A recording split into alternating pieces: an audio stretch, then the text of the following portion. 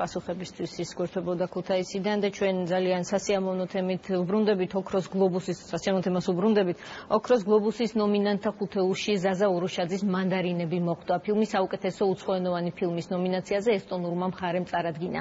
კონკურენტი 82 კინოსურათი იყო. ელენე კავსაძე ისაუბრებს კინოსახლიდან ზაზა ურუშაძის კიდევ ერთი და მნიშვნელოვანი წარმატების შესახებ. ელენე.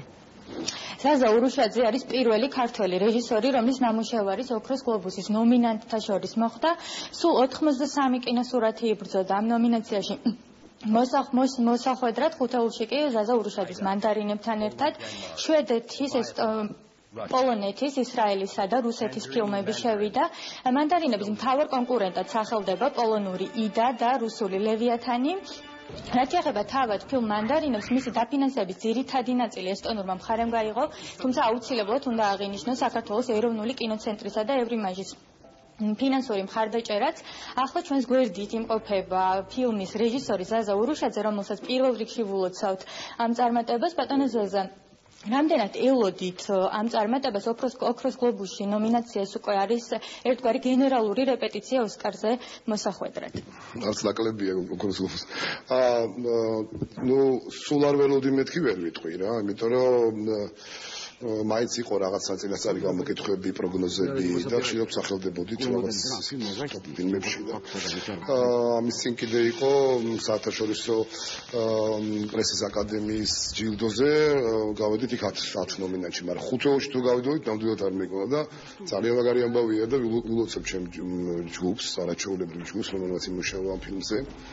მე რომ კინოცენტრს ულოცავ, ყველას ულოცავ რა და მე მგონი ძალიან მნიშვნელოვანი ფაქტია საერთოდ ქართული კინოსთვის. ძალიან დიდი კონკურენცია იყო და მართლა თქვენ ახსენეთ რომ რეკორდული რაოდენობის ფილმები იყო წელს წარდგენილი და მაინც არ მიგონდა თუ გავიდოდეთ რაღაც 1% და ძალიან გამიხარდა. როგორ შეაფასებდით კონკურენტ ფილმებს? ძლიერი ფილმებია, რა ვიცი, მე გამიკვირდა დარდენების ფილმი რო არ მოხდა, მაგრამ რაც შეეხება რუსულ ფილმს, კარგი ფილმია, საინტერესო, ძალიან კარგი რეჟისორია სვეგინცევი და პოლონური იდაც ძალიან პოპულარული ფილმია, უკვე უამრავი ჯილდოს მფლობელია და ნახოთ რა, ხა რაზე საუბარი, უკვე ხუთეულში მოხვდით, საერთოდ არაფერზე აღარ ვფიქრობ, ხა ავიღებ გლობუსს და არა ვიღებ და ოსკარი და ასე შემდეგ, იმიტომ რომ უკვე ძალიან დიდი წარმატებაა და ძალიან გახარებულები ვართ. დიდი მადლობა, გილოცავთ კიდევ ერთხელ. ახლა თქვენ შეგიძლიათ პირდაპირ ეთერში მოისმინოთ მანდარინების ერთ-ერთი მთავარი როლის შემსრულებლის გიორგი ნაკაშიძის კომენტარი, რომელიც ზაზა ურუშაძისგან განსხვავებით ამ წარმატებას არ ელოდა.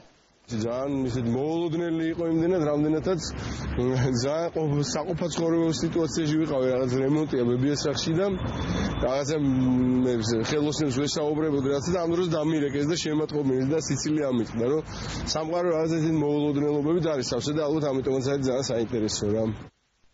ოქროს გლობუსის საუკეთესო უცხოენოვან ფილმებში ნომინაცია გამარჯვების შემთხვევაში ეს იქნება რიგით 22 ჯილდო ფილმი მანდარინებისთვის. მე შეგახსენებთ, რომ ოქროს გლობუსის ფინალური ცერემონია დაჯილდოვების 11 იანვარს გაიმართება. მადლობა ელენე